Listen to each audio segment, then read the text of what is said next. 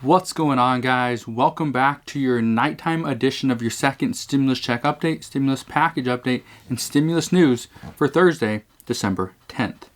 Earlier today, we heard from Congress.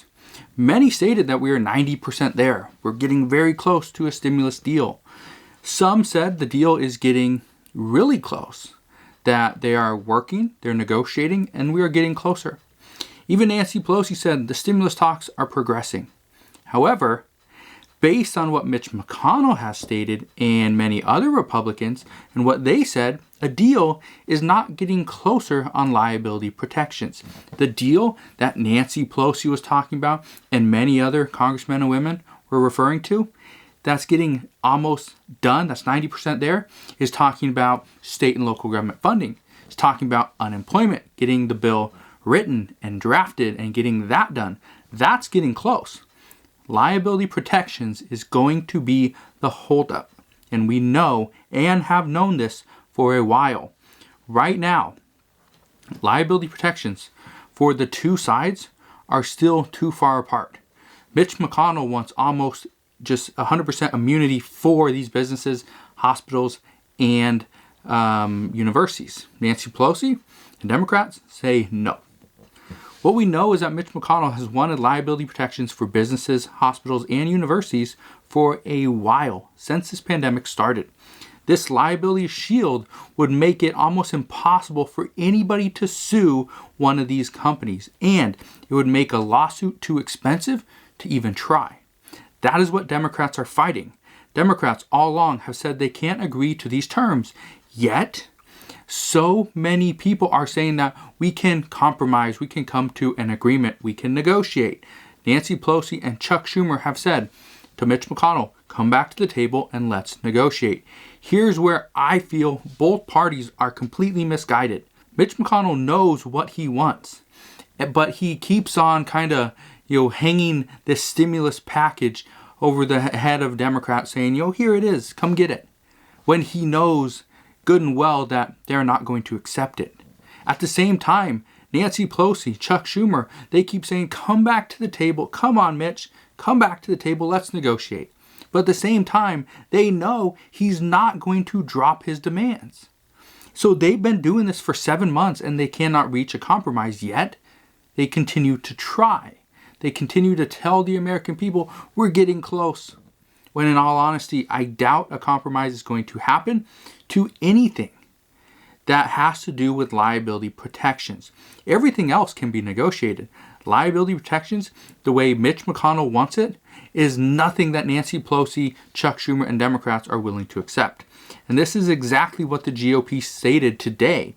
Right now, the best course of action, according to the GOP and a couple Democrats, is to remove state and local government funding, remove liability protections from this bill, either the $908 billion proposal or the $916 billion proposal. Remove them. Let's pass the other pieces of legislation, and our leaders can work on those two issues separately. Well, in order to do this, it would require Nancy Pelosi to accept the fact that state and local government funding and liability protections will be tied together, and in order for one to pass, they both have to pass. Because Nancy Pelosi will not pass liability protections as it is currently written. So, what some people are saying right now is then if we pull out $160 billion for state and local governments, then increasing other forms of stimulus would need to be done in this proposal in order to help those states. This would most likely look something like this. And this is just one of the reports that's out there right now. Hopefully tomorrow, we hear a little bit more about this, but this is what's currently being reported. If we pull out state and local government funding, there needs to be a way to provide state and local governments with some support. Well, how do you do that? Well, there's 3 things that would currently work. First, it's larger direct payments through stimulus checks. That would work. You'd give every single American, let's say a $1,200 stimulus check, maybe more, but most likely not. $1,200 instead of $600, and then they go and spend that within the community. Well, the taxes, that actually adds up, right? People go and spend money, the county, the city, the state makes a little bit of money, right? Taxes. Another thing, you can provide more or longer federal unemployment bonus, or that bonus, that $300 per week. Maybe you keep that at $300, but maybe provide, I don't know, something like instead of 4 months, you do 5 months, or do 1 month of retroactive payments, or you do $450 per week instead of $300 for those exact same 4 months. Well, that would still give the city, the county, the states a little bit more funds, because now people are actually spending money. They have money, so they'll go and spend it. Taxes are a big issue here. And so how can we give the states more money? Well, that's one of the ways you do it. Simple. Right now, both the $908 billion proposal and the $916 billion proposal can be used as the basis for another proposal that would include larger stimulus checks. When I say larger stimulus checks, I'm not just talking about the direct payments, also talking about unemployment bonus as well. The problem with this is Nancy Pelosi won't agree to pass any stimulus package that does not include state and local government funding. She said that. Multiple representatives has said that as well. Even Chuck Schumer has said state and local government funding has to be in this package. I personally believe it needs to be, but at the same time, if this is in and liability protections is out, Mitch McConnell will not accept the package. He will not put it on the floor for a vote. Not because it will not pass. He won't do it because he knows it will show that the GOP is divided. And I've said this for months, that neither party can look weak coming into election. Well, we are still not done with the election. We still have the Georgia Senate runoff on January 5th that has to be decided. If Mitch McConnell accepts that, okay, no liability protections, but we will include state and local government funding, Mitch McConnell and Republicans would look weak. But if he says, all right, let's just put it on the floor for a vote, and you're going to see that it's not going to pass. The Senate Republicans will not be on board. If they do end up passing it and it receives the 60 votes, then it would show that the Senate Republicans, the Senate was divided. Well, that could hurt the election come January 5th. So again, right now, Congress is at another deadlock. And again, it's just on these two issues. Just on these two issues. That is a big deal. And right now, it doesn't look like they're going to come to any type of resolution anytime soon. At least based off the reports I've been reading this afternoon. Right now, COVID cases are surging. The government could shut down after tomorrow if they do not receive a 1-week stopgap bill. In just 16 days, millions and millions of Americans will lose all of their unemployment benefits. And in 21 days, the eviction moratorium will expire.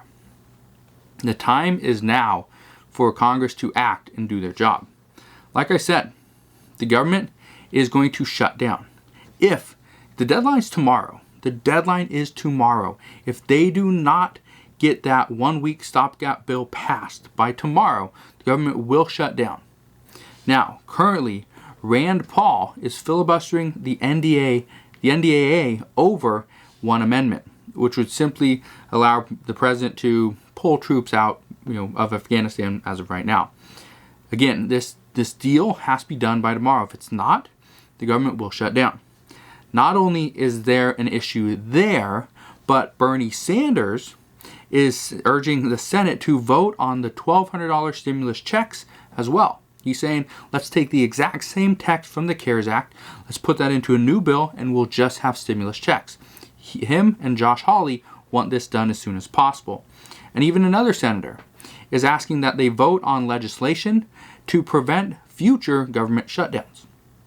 Okay, so if this happens, and the government does shut down because they can't get these issues resolved, then there's 1 million plus government employees that will now be unemployed as of Saturday morning. So we are coming down to the wire. It is the 11th hour. We need to get a deal done. And to make matters worse, more states, more counties are beginning to implement more shutdowns. For example, Pennsylvania goes into another shutdown on Saturday, December 12th. This will be a 3-week shutdown and will last until January 4th. Restaurants will only be allowed to do outdoor dining and takeout. Gyms, movie theaters, casinos, and arcades will be closed for this time, completely closed.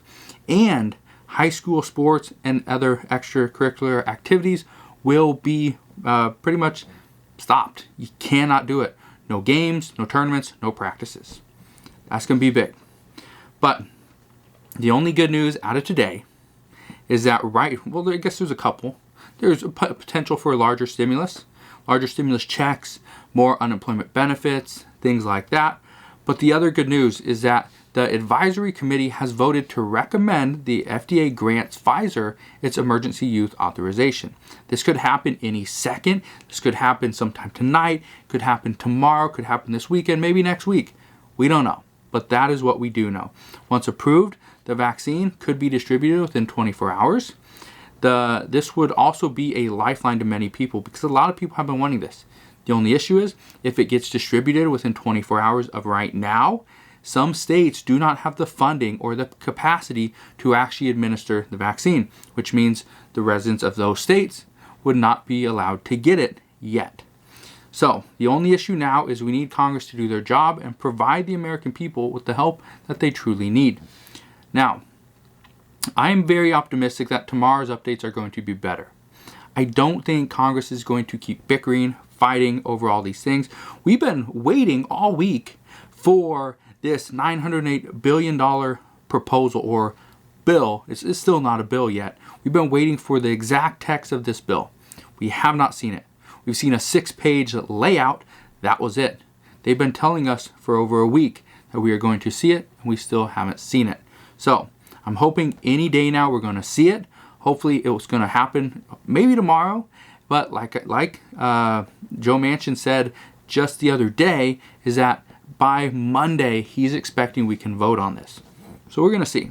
So just want to thank you guys for watching. Consider subscribing so I can continue to keep you updated on everything that's going on. And I'll see you guys on the next one.